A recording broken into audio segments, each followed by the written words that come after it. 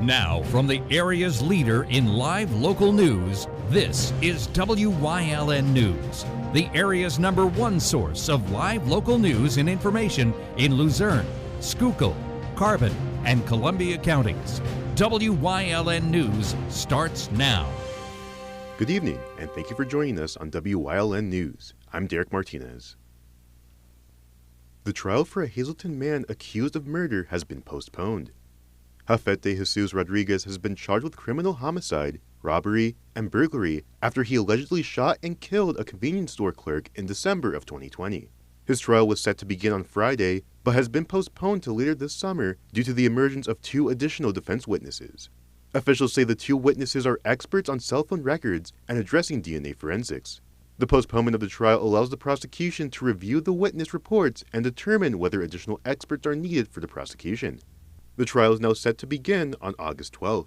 Rodriguez remains behind bars at the Luzerne County Correctional Facility without bail. The Hazleton Fire Department was dispatched to a motor vehicle accident between a train and a car on Wednesday. Officials say the crash occurred in the area of 75 South Vine Street around 2 p.m. It is unknown at this time if any injuries were sustained in the crash. A Cole Township man has been charged after he allegedly smashed his head into a police cruiser's window. According to police, Nikki Williams was arrested following a disturbance on West Walnut Street on April 15th. During the incident, police say Williams was found intoxicated and screaming in the street. After being taken into custody, police say Williams headbutted the window of the police cruiser from the inside until it smashed. Williams then put his head out the window and continued to scream at the people on the street. Williams has been charged with institutional vandalism, criminal mischief, disorderly conduct, and public drunkenness in connection with the incident. Coming up on WYLN News, a man is wanted by the Hazleton City Police Department. Plus, Visit Luzerne County announces the return of the Rock in the River concert series. But first, we'll take a look at our 5-day forecast brought to you by the WYLN Weather Kids. We'll be right back.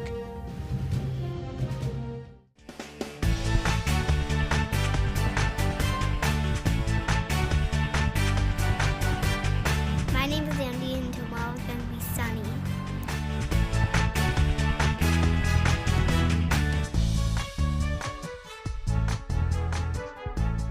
Weather Kids is brought to you by Lehigh Valley Hospital, Hazleton.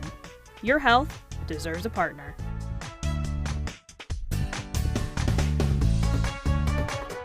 We want your child to be our WYLN Weather Kid. Your child can be our feature weather reporter of the day on WYLN News and WYLN social media posts, just by using your smartphone or any video recording device. It's easy. All ages are welcome, from toddlers to teens. To find out how, go to the weather section of WYLNTV.com or look for our post about it on the WYLN News Facebook page. Submit your Weather Kid video today.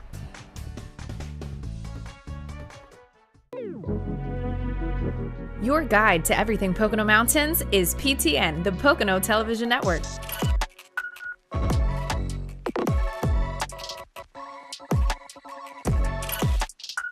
Tune in and see all the unique places to stay and things to do in the Pocono Mountains.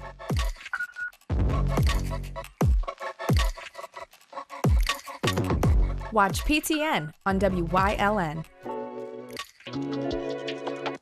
There's no better place to shoot than Whitetail Preserve. Their skeet, trap, and sporting clay fields are professionally designed, and all stations are handicap accessible. Whitetail Preserve has resident shooting instructors certified by the NRA in shotgun, rifle, pistol, home safety, and personal protection in the home. Whitetail can also cater any size event, whether it be a private party, corporate event, or wedding. Call 570-384-2314 for more information. Like and follow WYLN News on Facebook for the WYLN News Midday Update, posted daily between noon and 2 p.m., powered by Lehigh Valley Health Network. When it's serious, there's only one health network with seriously innovative health institutes. Lehigh Valley Health Network, your health deserves a partner.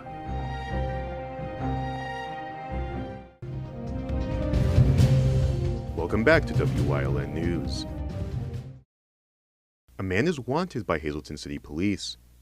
Brian Padilla is wanted on 4 counts of felony possession with intent to deliver, 1 count of felon possession of a firearm, and 4 counts of misdemeanor drug paraphernalia. The public is warned not to approach or attempt to apprehend this individual. Anyone with information regarding his whereabouts is asked to contact Hazleton Police at 570-450-2080.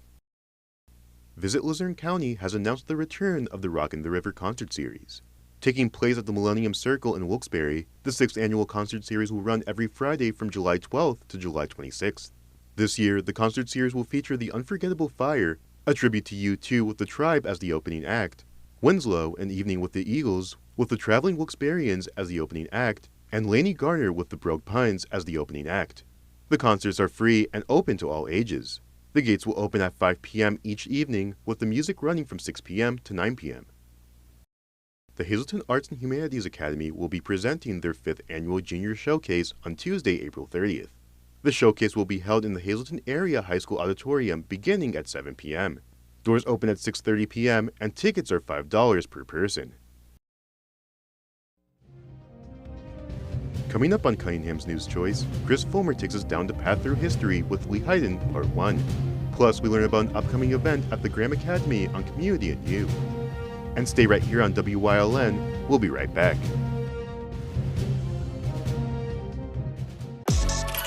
Your guide to everything Pocono Mountains is PTN, the Pocono Television Network.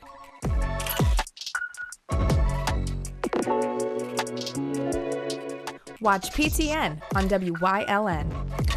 WYLN TV 35 is expanding and is on the hunt for a dynamic salesperson to join our vibrant team. If you've got the passion and the drive, we want to hear from you. Send your resume to the email displayed on your screen. Don't miss this great opportunity. When you need surgery, excellence and experience matter. So does staying close to home. At Lehigh Valley Hospital Hazleton, you get it all. As part of Lehigh Valley Health Network's Institute for Surgical Excellence, we have the most experienced surgeons and advanced technology, including robotic-assisted surgery. For you, this means getting back to normal life. Whether it's general or orthopedic surgery, you have a local surgery partner you can trust, a partner committed to excellence. Lehigh Valley Hospital Hazleton, your health deserves a partner. Do you like craft beer? Do you want to learn the right way to sample wine? How about checking out a restaurant with a unique flavor or a crazy food challenge? These are just some of the things we are featuring on Wine, Hops, and Road Stops. So, spend some time learning about great wine, great beer, and great food on WYLN TV 35.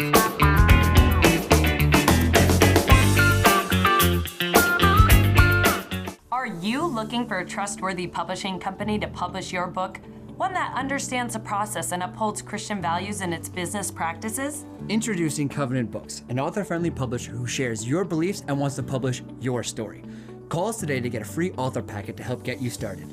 We realize your book is unique, personal, and written with a higher purpose. That's the content we're looking for. We provide authors freedom and flexibility throughout the publishing process with professional book editing, award-winning design, and some of the highest royalty structures in the industry. Covenant distributes and sells your book online and in bookstores everywhere.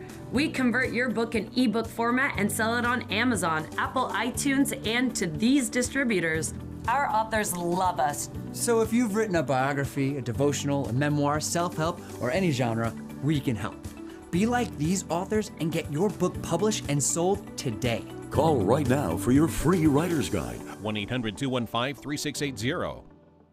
WYLN programming is online all the time. Visit our website at WYLNTV.com to check out archive shows and a live stream of our broadcasts. And don't forget to visit all of our social media pages for breaking news, weather, and sports. You can also head directly to our YouTube page for all our programming at youtube.com/WYLNTV35. Subscribe and ring that bell so you get notified every time there's a new show available online.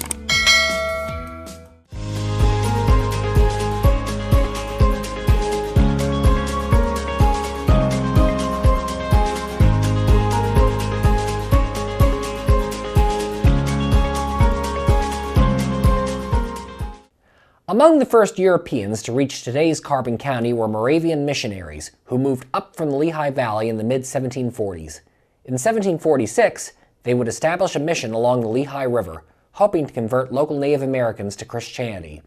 Calling their establishment Gnadenhutten, from the Germans for Cabins of Grace, they hoped it would be a stepping stone to reaching Native Americans further away in the Wyoming and Susquehanna valleys. By 1748, the mission was administering to close to 500 Native Americans. Although the Moravians at Gnadenhutten, which was the first European community in Carbon County, lived primarily peaceful lives, they were viewed with suspicion by other English-speaking colonists who viewed Moravians as subversive French agents and took umbrage with their blacksmiths' willingness to repair firearms for the area's Native Americans, against colonial policy. Many natives, too, were not eager to see groups that they saw as intruders taking hold on their lands, and saw no need to abandon the belief systems that had sustained them for centuries. Tensions would ratchet up high after the outbreak of the French and Indian War in 1754, and on November 24, 1755, the storm would break. 16 people were inside the mission on this day, when a band of Native Americans, riled to action by the French and emboldened by the recent defeat of General Edward Braddock's forces at the Battle of the Monongahela near today's Pittsburgh, struck the complex. The raiders killed 11 of the mission's inhabitants, many of whom were only recently arrived in America, then burned the buildings to the ground. 5 other mission residents survived the massacre. Among those was the teenage Joseph Sturgis, who jumped out a high window to safety. His grandson Julius would found the Sturgis Pretzel Company in Lidditz, Lancaster County many decades later.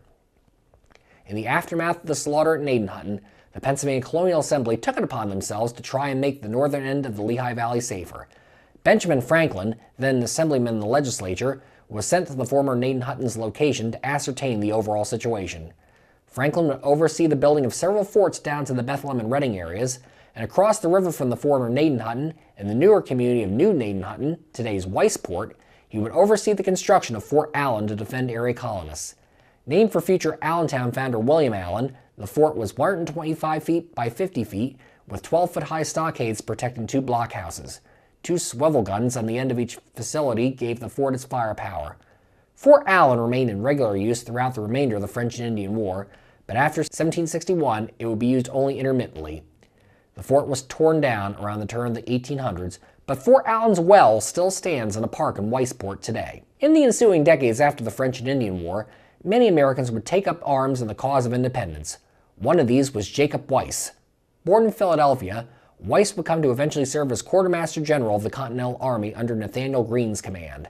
Following America's independence, Weiss, along with his partner William Henry, a gunsmith by trade, began buying up land in what was then Northampton County. With the Gnadenhutten mission gone, the Moravians were quite willing to see Weiss and Henry the former mission lands. The 2 men began plotting out the beginnings of a town on the site, which they would name Lehighton after the adjacent river. In 1791, Weiss would be the person whom Philip Ginner, after discovering coal in today's Summit Hill, would bring some of the coal he found to for verification. Weiss agreed it was coal Ginner had found, and after taking the coal to Philadelphia for further verification from experts, promised him 300 acres of land if he could show Weiss exactly where he found it. Weiss formed the Lehigh Coal Mine Company with partners Charles Sist and Michael Hilligus and began mining operations of the coal in Summit Hill. Difficulty in getting the coal to market from its then remote location, however, doomed the company to lack of profitability. Back in Lehighton, Weiss and his partners plotted out 338 separate parcels of land for settlers, stretching from Lehigh to today's 4th Street. By the turn of the 19th century, more people had invested in Lehighton, prompting Weiss to petition Pennsylvania's government for a bridge over the Lehigh to New Gnadenhutten, since renamed Weisport in his honor. The eventual bridge, opening in 1805, carried the Easton Wilkes-Barre Turnpike through the fledgling town. It would be the birth of the Lehigh Canal, however, that would allow Lehighton to take off. Completed in the area in 1829, it finished what the Lehigh Coal Mine Company had initially been unable to do, allowing easier transport of coal to market in Philadelphia and beyond. Lock 10 on the canal, which reached south all the way to the Delaware River in Easton, was located just south of Lehighton.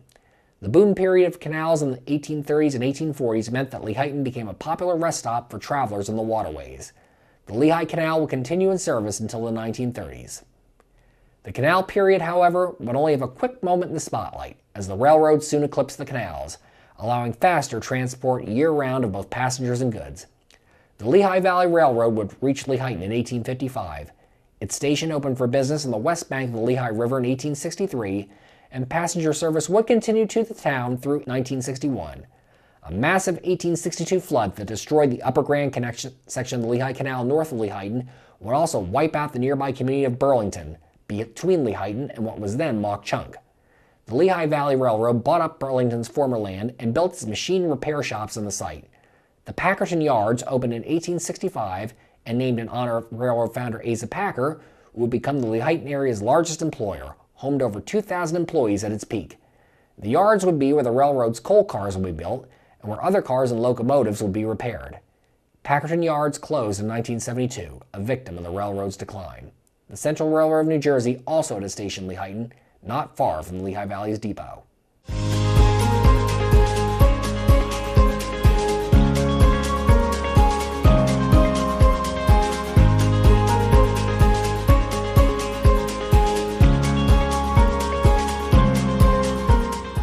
SJ Kowalski is your Mitsubishi Diamond Contractor. They can install a Mitsubishi electric Mr. Slim ductless heating and cooling system. Mr. Slim systems are designed to make any living space in your home inviting. You can have a different temperature control for every room in your home.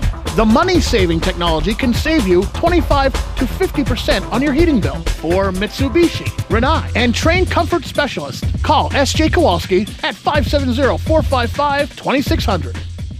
There's no better place to shoot than Whitetail Preserve. Their skeet, trap, and sporting clay fields are professionally designed, and all stations are handicap accessible. Whitetail Preserve has resident shooting instructors certified by the NRA in shotgun, rifle, pistol, home safety, and personal protection in the home. Whitetail can also cater any size event, whether it be a private party, corporate event, or wedding. Call 570-384-2314 for more information. This week on Let's Talk Chiropractic, tune in. I want you to watch and see what my technique package is like as a chiropractor and how it might be better or different at least if you're not satisfied with your chiropractor. So tune in.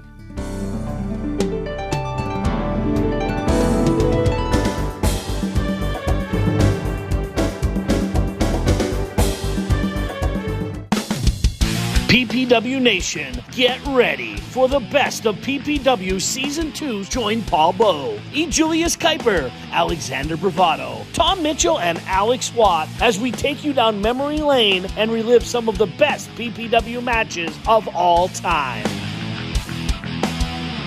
Saturdays at 5 p.m., Sundays at 10 p.m., only on WYLN.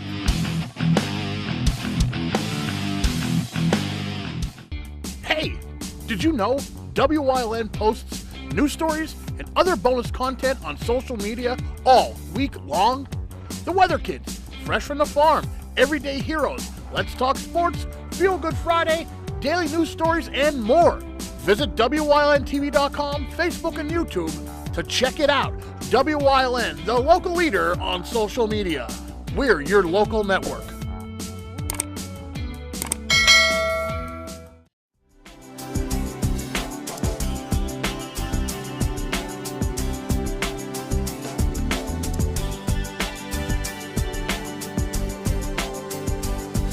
Welcome back to Community and You. I'm here today with Carol McGrain, the director of the Graham Academy in Wilkes-Barre. Carol, how are you doing today? I'm doing great. How are you? I'm doing good. Thank you for asking.